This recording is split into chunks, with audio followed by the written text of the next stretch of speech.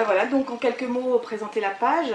Une association qui existe depuis 42 ans, qui est née de la volonté à la fois de parents et d'enseignants de trouver une place aux enfants en situation de handicap et notamment de leur trouver une place à l'école. C'était le premier objectif.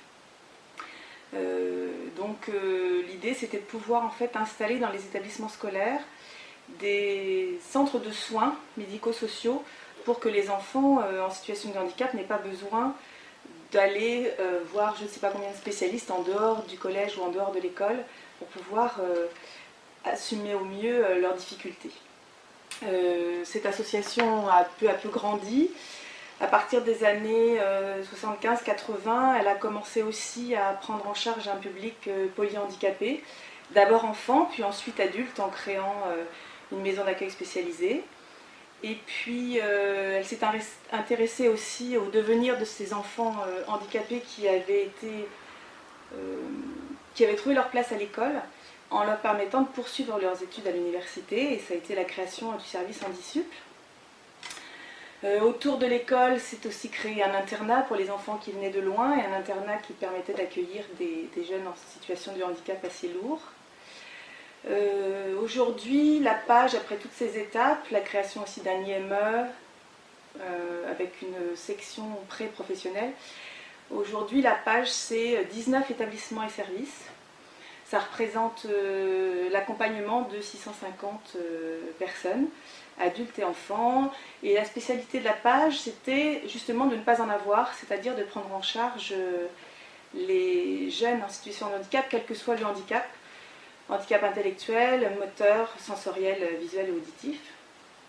Et puis, donc aujourd'hui, nous accompagnons 650 personnes grâce à la compétence de plus de 400 salariés. Voilà, donc ce que je pourrais dire pour l'association.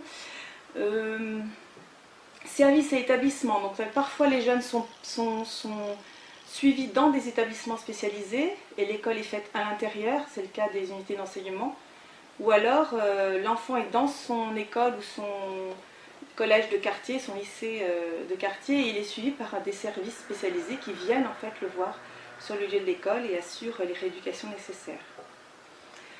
Là, c'est bien une association, c'est-à-dire que même si notre financement pour nos établissements provient de l'État, par le biais de l'Agence régionale de santé et du Conseil général, c'est aussi une association militante, donc dirigée par un bureau composé de bénévoles qui ont la double mission de continuer à promouvoir la place de la personne en situation de handicap dans la société et aussi de gérer ces 19 établissements et services au mieux en vue d'une meilleure efficience.